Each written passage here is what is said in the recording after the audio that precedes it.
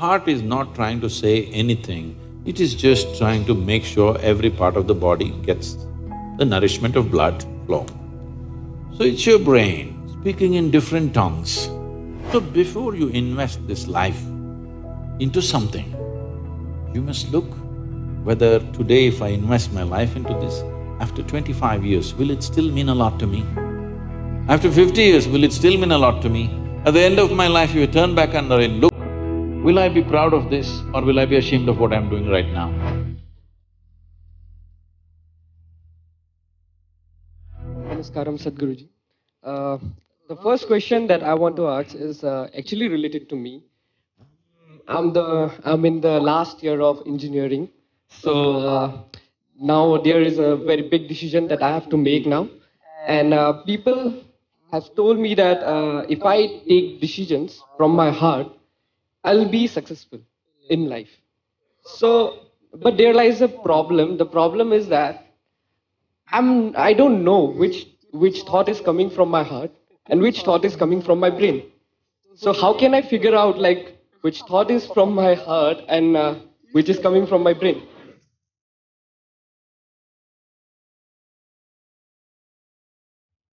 The heart makes only two sounds, lub-dub. Unless the local girls are disturbing it and it's going crazy. Otherwise it makes only two sounds. Rest of the noise is all coming from your head. This idea that something comes from the heart, something comes from the brain it's metaphoric, but unfortunately a whole lot of people are taking it literally.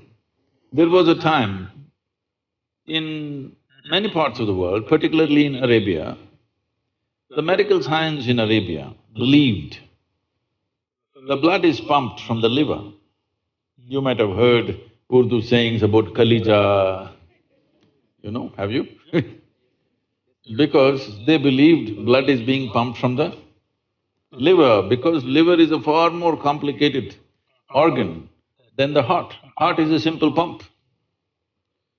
So do not give it any more responsibilities other than continuously pumping the blood and keeping you alive, unless somebody here breaks it. So, about the last year of engineering, I want you to change that language because this happened. Can I tell you a joke? Okay? You're pretty serious about this, that's why I'm asking.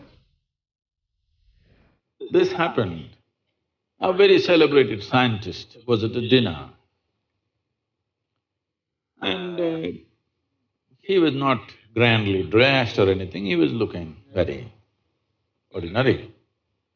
So the lady who was, you know, sitting next to him didn't pay much attention to him, she doesn't know who he is. But after some time, just to be polite, to make some conversation, "May I know what do you do?"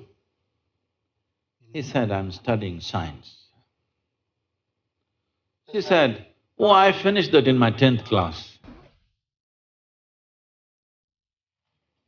So you're not going to, you're not in the last year of engineering, maybe the course, but not the last year of engineering, because for your entire life, if you learn engineering, when you're dying after 100 years, okay, I'm not preponing it, after 100 years when you're dying, you would still know, if you're a constant learning process, you would still know you know very little about engineering. With that little, many things happen, that's different. So don't be in the last year of engineering. I know the program may be closing, but not the last year of engineering, okay? So,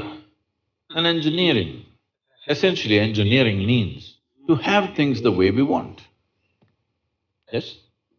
When we say this building is well engineered, I'm not saying that.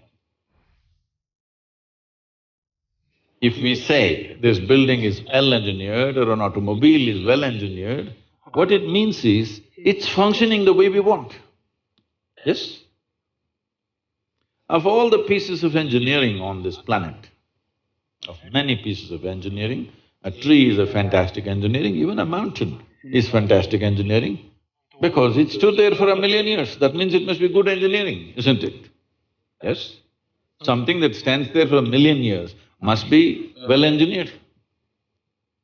Of all this, the most… Isn't it so? Hello? Most sophisticated of all the pieces of engineering. Now, because it's a sophisticated piece of engineering, it needs a certain level of attention, otherwise you don't figure it. Now that we gave you such a highly, high-tech piece of engineering, I'm asking you, did you read the user's manual? I think there is no user manual for now. How can they make such a fantastic piece of engineering without a user's manual? Maybe it doesn't come with a booklet attached to your neck when you were born. But indications must be there, isn't it, how to use it? Huh? Is it true somebody who's an athlete or a gymnast or someone else like that learns to use their body than a whole lot of other people? Yes? Obviously, at least one aspect of the physical engineering of the body, they seem to have read the user's manual about the physical aspects. Is it true certain people are able to use their mind better than others? Maybe they read another part of the user's manual. So, now with this heart manual and the brain manual, see, the problem is most people are prejudiced against the brain. This is a question that always comes to me, Sadhguru, I want to meditate but thoughts are coming.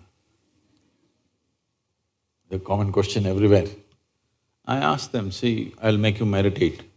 We will stop the liver, we'll stop the kidney, we'll stop the heart, we'll stop everything, okay? Oh, no, Sadhguru. So you want the liver to function when you're meditating, you want the kidneys to function, you want even the spleen to function, you want the heart to function, but you don't want your brain to function for some reason. This is simply because brain is a new equipment that you got in the evolutionary process. This level of cerebral development happened more recently compared to the other systems. If you cut open any mammal, they all have all these parts, isn't it? Every part that you have here, all of them have. Even if you open a frog, most of you, you're biology department. Even if you open a frog, almost everything that you have, he also has, isn't it? It is only… the big difference is only the cerebral development, which is a more recent happening. Because it's a more recent happening, most people have not figured how to handle it. So, user's manual is very important. You don't read a user's manual just before you discard the machine. You read it in the first few days, isn't it? Hello? If you buy a phone, do you want to read the user's manual in the first 3 days or after 3 years when you're throwing it away? First 3 days, isn't it? So, knowing how this functions is very important. Never did ever heart generate any thought or intention. Well, when you looked at the young girl, heart beat more, that doesn't mean it's saying anything, it's just trying to compensate for the other levels of excitement that's happening.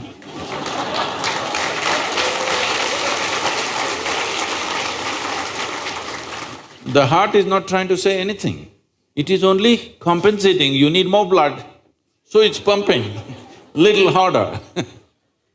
That'll happen even if you run up the staircase. Yes? What happens to you little panting when you fall in love also happens physiologically when you run up a staircase, yes or no? Fear also does that to a whole lot of people. So, heart is not trying to say anything, It is just trying to make sure every part of the body gets the nourishment of blood flow. So it's your brain speaking in different tongues. What's your native language? What's your mother tongue? Asmis. So, because when you know 2, 3 languages, sometimes it gets confused, sometimes it speaks in English, sometimes in Assamese, sometimes in something else. So you're thinking different people are speaking, heart is speaking, mind is speaking, no. There is thought and there is emotion. People think these two things are saying different things. They're not saying different things. The way you think is the way you emote, isn't it so? Right now, if I think, oh, she's the most wonderful person on the planet, I just have to think. Then my emotions become sweet towards her.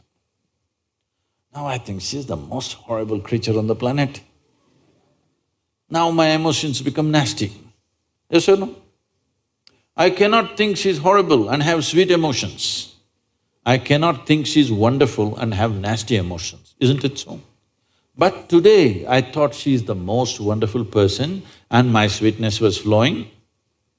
Suddenly she did something tomorrow that I don't like. I think she's horrible. Thought is agile, it changes direction just like that. Emotion is little sappy. It takes time to turn around. So that period you struggle as if there are 2 dimensions of thing happening. Because thought is saying one thing, emotion is still going sweet because it takes time to become nasty. Everybody struggles, but it catches up or no after some time? Hello? Today you thought she's wonderful, sweetness was flowing, tomorrow she did something you don't like, you thought she's horrible, the thought is clearly saying she's horrible, but emotions are struggling because they can't turn quickly, they take time to turn. But after a week or 10 days or 2 months, depending on how deeply you're engaged, after some time, emotion catches up with the thought. Emotion also says, yes, she's horrible, so let's be nasty to her. So they're not speaking different languages, one is agile, another is little slow in his corners. So it looks like they're speaking different languages. When it comes to what you want to do, you must think clearly, it's very important. Thinking clearly means, the question is not about what will get me this, what will get me that. Is your life precious to you? All of you, I'm asking. Your life, is it precious to you? Yes. So before you invest this life into something, you must look whether today if I invest my life into this, after 25 years, will it still mean a lot to me? After 50 years, will it still mean a lot to me? At the end of my life, if I turn back and I look, will I be proud of this or will I be ashamed of what I'm doing right now? Doesn't matter what other people say.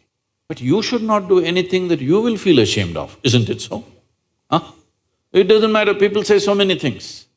Everybody has an opinion, it's their business. But you don't do something that you will feel ashamed of, isn't it? Then you're turning against yourself. Somebody turns against you, you can leave them and go somewhere else. If you turn against yourself, you'll have to live with it forever. So this is all you have to look at it. Something will get you money, something will get you comfort, that's not the point. What you choose to do, will it give you a life? When I say give you a life, are you just trying to make a living or are you trying to make a life out of this? This is important.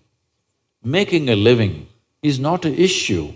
A worm, an insect, a bird, an animal, all of them are making their life, making a living, isn't it so?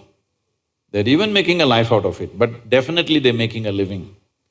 So making a living with such a big brain is not an issue. Earning your food is not an issue, making a living is not an issue. Only problem is you want to live like somebody else, that's an endless problem. I want to live is not a problem. I want to live like you, this is a problem. So, it is important, if you consider your life as a precious life, you must make sure you make a wonderful life out of this. Whatever opens up in that direction, that is the thing you should do.